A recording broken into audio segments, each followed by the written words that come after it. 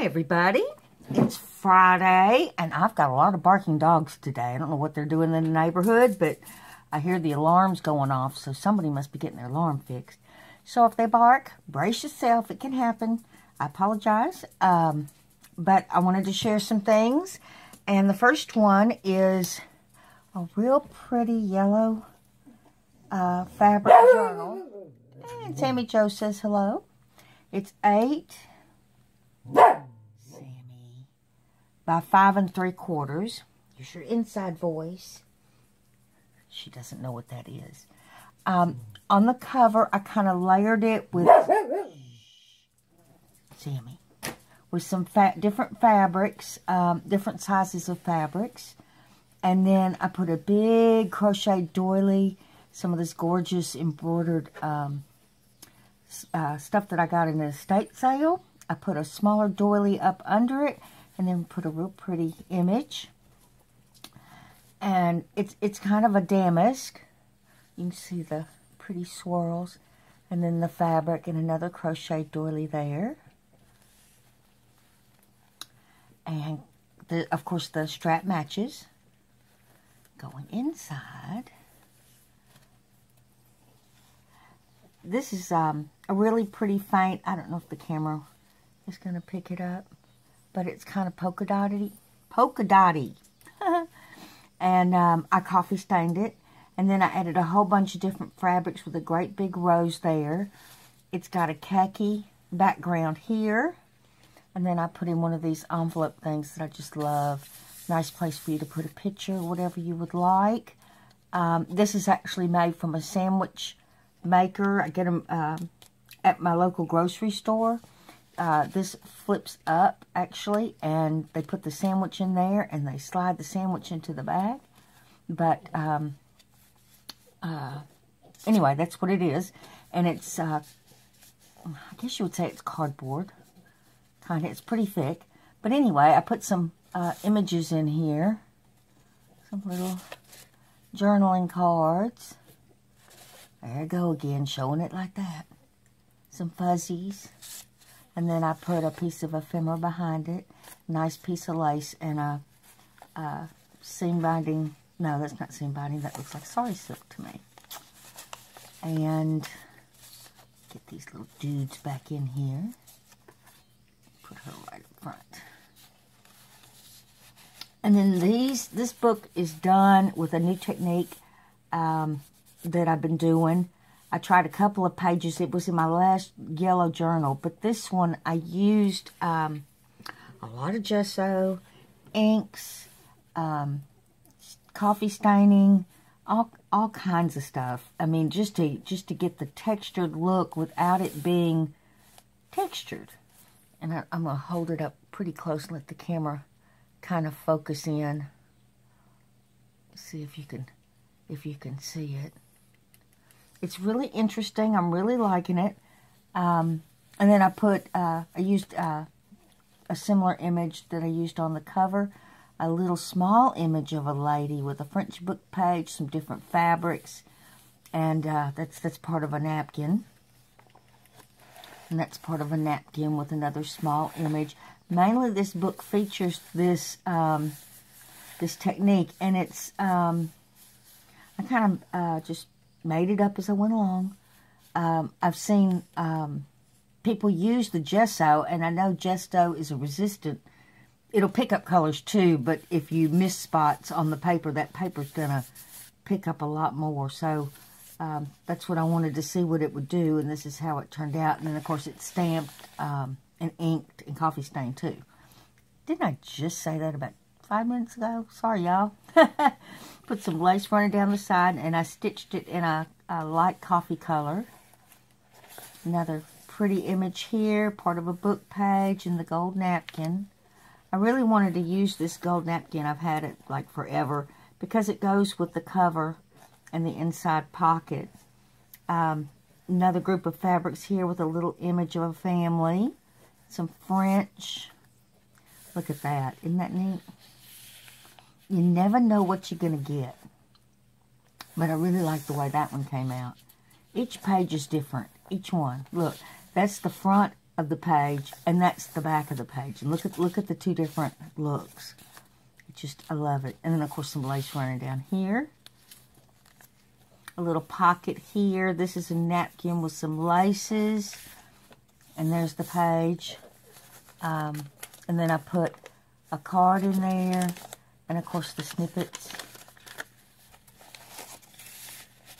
For those of y'all that don't know what the snippets are, Charlotte Bronte and Emily Dickinson, back in that era, when they would write, they would pick up little pieces of paper, whatever they could find to write on, and that's what they would write on, and then they would group them together. That's where I got that idea after reading that. Another pretty image here with a French book page and some of that napkin. I think I used that napkin throughout. Well, I did. Another image that's been stitched around a belly band that matches the fabric cover. Some French. And a collaged card that I made. I love doing those. It's a great way just to use up like little pieces of scrap that you may have. I probably tore that using it on something else. So, you know, you just keep going with it until you can't use the parts anymore. Part of that napkin, some laces and fabrics. Over here is a pocket that matches the front. Now, this wasn't coffee dyed, and this is, so you can see the contrast there. And I put a postcard on the inside and part of a dictionary page there. A bunch of different fabrics and a little pretty lady. This is a cabinet card. Not real. I printed it. I got a whole bunch of them here at a local ephemera store. And I've scanned them. And then I just make the card with it. And that's a piece of linen there, so that folds out. It's been inked to go with the book. A little piece of sari silk here with a pretty image and some stamping and some fabric and two cards. Love that contrast. Isn't that neat? Lots of writing room in this book. You can write right over this. It'll be so cool looking, I promise. There's some stitching running down the side. Another tuck spot here. Some lace here with stitching. I like how you can see the stitching through the lace because I put the lace on top of the stitching.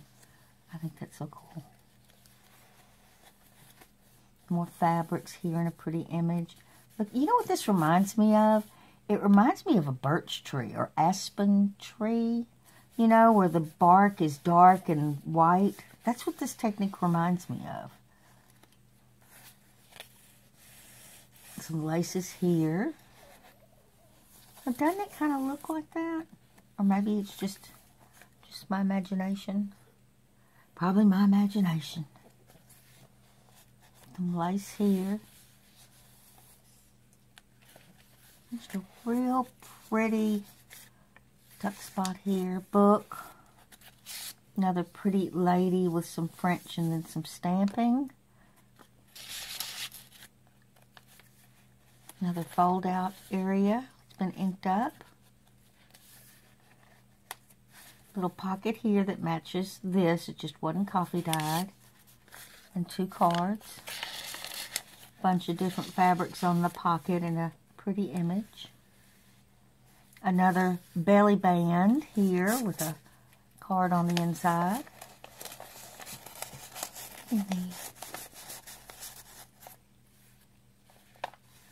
Another pocket here. And then a little collaged tag. Again, look at the difference. This is one side, and that's the other side of the same piece of paper. Really weird. Love it. I'd like to do a book all in that color. I think that would be so cool looking. Who knows? Lace there. Pretty image here. And the back cover is the same as the front, just different fabrics and laces. And I put in a couple of tags. It's got a lace background. You could still, if you wanted to put an image here, you could still glue down over this lace. I do it all the time. and then a tag here, and then a tag, and I use this for a little belly band to kind of hold those papers in, and this is a pocket here, one of those Tim Holtz stamps, and I put in a little mini card with a ladybug, cute, and then a little snippet. That's like the kind of stuff they would write on. It's all in their books, you know, about them, where they show the different pieces of paper that they used to use, or that they did use, I should say. And there's the back again with all the different fabrics and this beautiful damask. And there's the front. I want to thank y'all for being with me here today, and I will see y'all very shortly in the next video. Bye-bye, everybody.